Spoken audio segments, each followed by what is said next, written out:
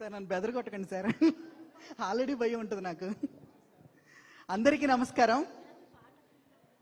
Thandel cinema ప్రయాణం గురించి, పాటల గురించి సాంగ్స్ రిలీజ్ ముందు, సాంగ్స్ రిలీజ్ అవుతున్నప్పుడు మాట్లాడుకున్నాం.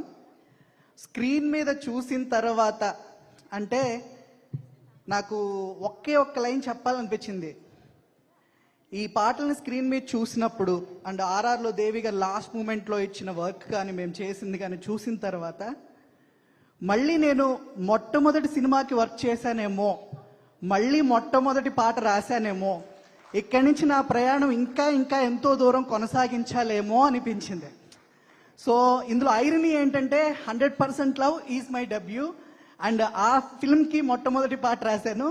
అండ్ టుడే తండేల్ ఈ సినిమా చూసిన తర్వాత ఇప్పుడు మొట్టమొదటి పాట రాశానేమో అనే ఫీలింగ్ క్రియేట్ అయింది. సో ఇంత ప్రయాణం 100% లవ్ టు తండేల్, ఈ ప్రయాణం వెనకాల ఇన్ని సంవత్సరాలు ఉన్నా కూడా ఇన్ని సంవత్సరాల్లో ఇచ్చుకున్న ఎక్స్పీరియన్సెస్ అండ్ అన్నీ కూడా దేవి గారికి యాక్చువల్గా ఒక ట్యూన్ పట్టుకొని, ఒక లిరిక్ పట్టుకొని సుకుమార్ గారు తీసుకెళ్ళినప్పుడు నాకు ట్యూన్ సరిగ్గా పాడడం కూడా రాదు.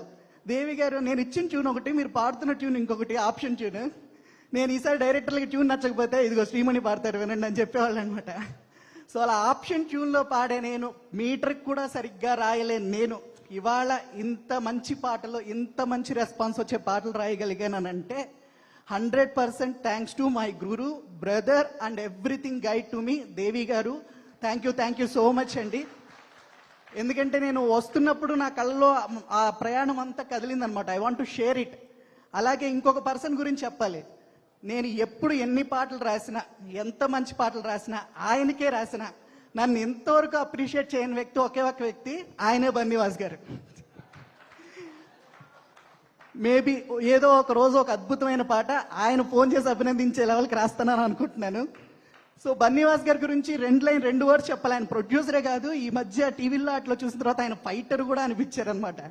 సో ప్రతి చోట ఆయన ఫైటింగ్, దీనికి పాటల కోసం, మాటల కోసం, సినిమాలో ఉండే కథ కోసం, స్క్రీన్ ప్లే కోసం ఆయన చేసే ఫైటింగ్, అలాగే మా పాటల వెనకాల ఉండే ఫైటింగ్, నిన్న మొన్న టీవీలో ఆయన చేసిన ఫైటింగ్ అందరం చూస్తూనే ఉన్నాం. థ్యాంక్స్ టు వాసు గారు ఫర్ దిస్ బ్యూటిఫుల్ జర్నీ. మీ ప్రతి సినిమాలో నాకు మంచి పాట ఇచ్చి ఆదరిస్తున్నారు. అండ్ ఇంకా పాటల గురించి, ఇంకా ప్రయాణం గురించి అయిపోయింది కాబట్టి ఇంకేం చెప్పాలి.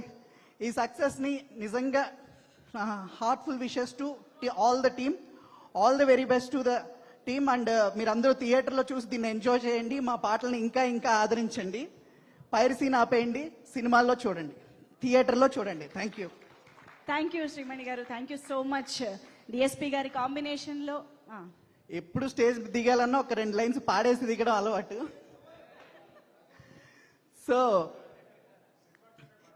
ఈసారి అంటే నిన్న మొన్న రిలీజ్ అయిన బిట్లో నుంచి బాగా ఇష్టమైన 2 లైన్లు. 7 సందరాలను దాటి నాకై వస్తానన్నావే, వేడుకంటి ప్రేమను కోసి ఏడుపు నింపావే. Thank you so much. Very deep, సముద్రం అంత లోతైన పదాలని వేశారు పాటలో.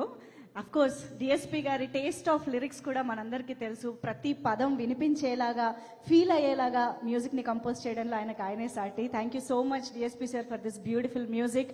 Actually Thandel black